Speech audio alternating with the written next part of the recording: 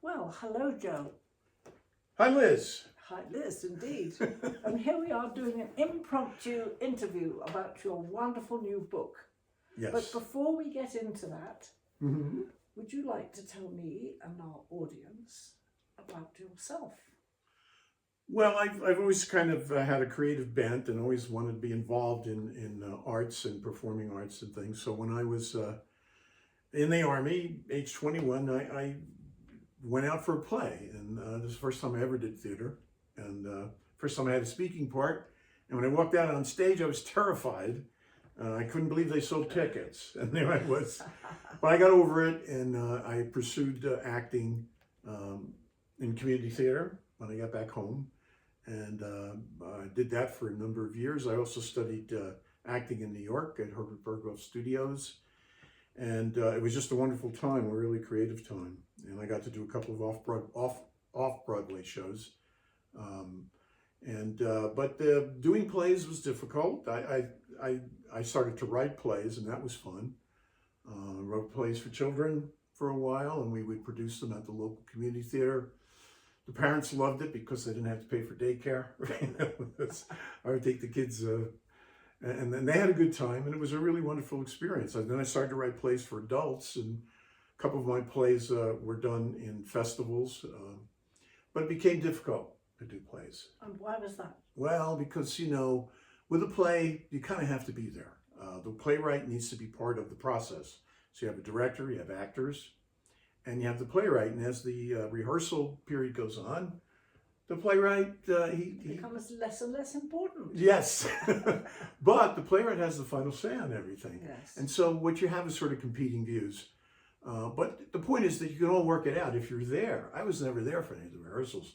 And when I saw this particular play that was staged at a festival, I almost ran out of the theater. In fact, I did run out of the theater because it just wasn't my vision. And that's when I switched to writing fiction, because I was working at the time and I really couldn't be at rehearsals when plays were being done. And I couldn't be part of that process. But when you're writing fiction, it's sort of right in front of you and you have the control of it. And when you're done with it, it's your vision. Well, when you say writing fiction, I don't believe you mean novels. You mean short stories. Short stories, right. Yeah, that's been my genre primarily. Yes, and I've done that over the last few years. My collection has 14 stories, 11 of which have been published online and in anthologies, and a couple of them have placed in contests. So I feel it's my best work to date. I think you're being quite modest, because when you say placed in competitions, Uh-huh. they have won. Yes, a couple I have won. Yes, one was the National Federation of Presswomen. I won the local contest, New Mexico Presswomen, in my short story, which was The Secret of the Smiling Rockman, which is the name of my collection. Then won first place in the national contest. Perhaps you'd like to hold up the books. Is this? Yeah, I'll show it. My face There we over there. It's called The Secret of the Smiling Rockman. It's got 14 stories. And it features characters that I say have rocks in their heads, all striving to find out things and discover things that you really can't discover, but they press on no matter what. So. Well, I understand a few of your stories are about this very village. Yes, yes. The Secret of the Smiling Rockman. It was sort of like a thread here. I heard an artist speak about thread. Judy Tuwelitz-Tiwa, I think, who is from here. And Judy was on Radio Free Galisteo talking about string in our art and how it was a connection. And I sort of I use it as a metaphor for making connections. Like I wanted to write a story about mortality, but I didn't have a place, I didn't have characters. And this all came together when I listened to her talk about making connections. All of a sudden, I was reading a book by Lucy Lepard from here about Galisteo, our village. I said, my goodness, I have a place. All right, now I needed characters. And she was talking about some of the difficulties and unfairness that the village, and of course, the territories taken over by the U.S. from Mexico faced. The Treaty of Guadalupe Hidalgo of 1848 was kind of supposed to protect property rights and protect individuals who were here before the Anglos came, the Americans came. And of course, that was kind of ignored. So it gave me an idea for characters, but I didn't want them to be villains necessarily. But I wanted them to be people who were maybe lost. And do you think people in this village will identify with any of them? With any of the characters? Yes. Well, let's see. We have one from the East Coast, who's accused of being in the witness protection program, although he's not. And another gentleman from the West Coast who was a former surfer. And he's teaching surfing in the Galisteo Creek, which is a little wacko. But it was just so much fun. But I was making these connections as I went along. And the final piece of it was my good neighbor, Sam Sloan, who took me to see Pueblo Blanco, which isn't far from here. I had a friend from New York visiting, and I mentioned it to him, and he said that he would be happy to take us out there.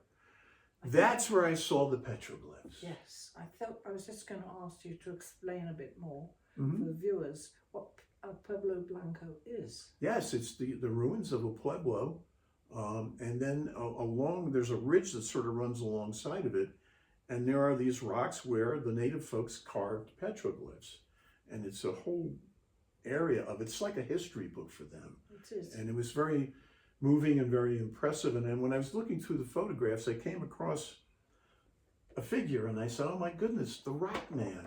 That's the man I'm going to put in my story. He's going to have the secret of mortality." Oh, that's great. Ooh. Do you remember on that rock face, Yeah. there is a plumed serpent? Yes. That's about 20 foot long. A long serpent, yes, Yes, indeed. I do yes. recall that. It's very impressive. interesting. Yeah. But anyway, it's very exciting about your book, and congratulations. And maybe you'd like to read us certainly some titles or a little bit, give us a sample. Well, for the secret of the Smiling Rockman, it all begins with 4 angles. One of them dies suddenly. And the main character, Win, is now obsessed by this. He wants to know the secret. You know, he wants to know, what is this about? What's my life about? And he's looking at his friends and saying, you know, you don't really belong here. So here's a scene where they're all together. And Win is talking to Johnny and Moon. These are his 2 friends. And they're kind of kibitzing around. Here's what happens. Win sat with his friends the following Sunday afternoon at the station bar, a room that was once the baggage area for the old Atchison, Topeka, and Santa Fe Railroad. Moon and Johnny kibitzed with each other, assuming Lanford's role of commenting on every woman who walked into the bar. "She's beautiful," remarked Moon, as a girl dressed in jeans and cowboy boots passed by, her long blonde hair reaching to the middle of her back from under her cowboy hat.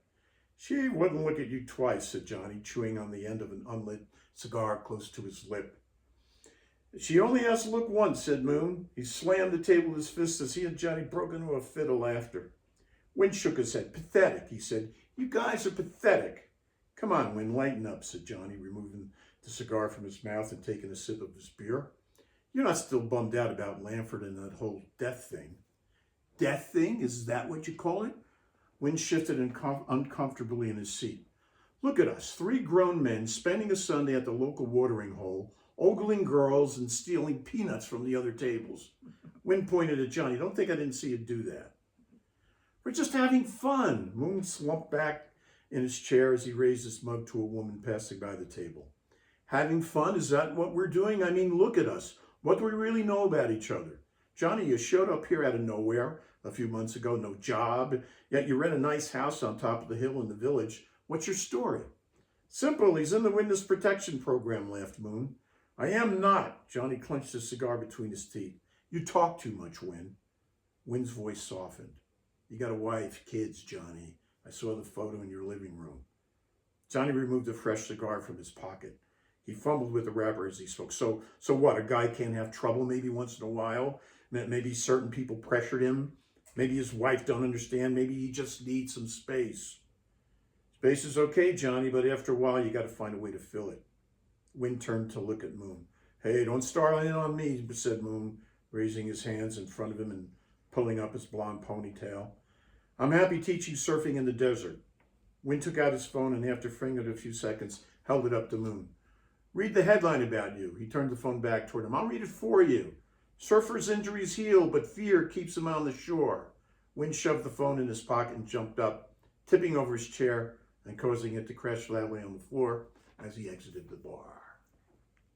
Leaves us in suspense. Those 2 guys, and Win has his story too. of where he's Oh. supposed to be. So I think you better find this book and discover the rest. So thank you, Joe. Thank you, Liz. Great fun. Thank you. Lovely to talk with you. Bye. Bye.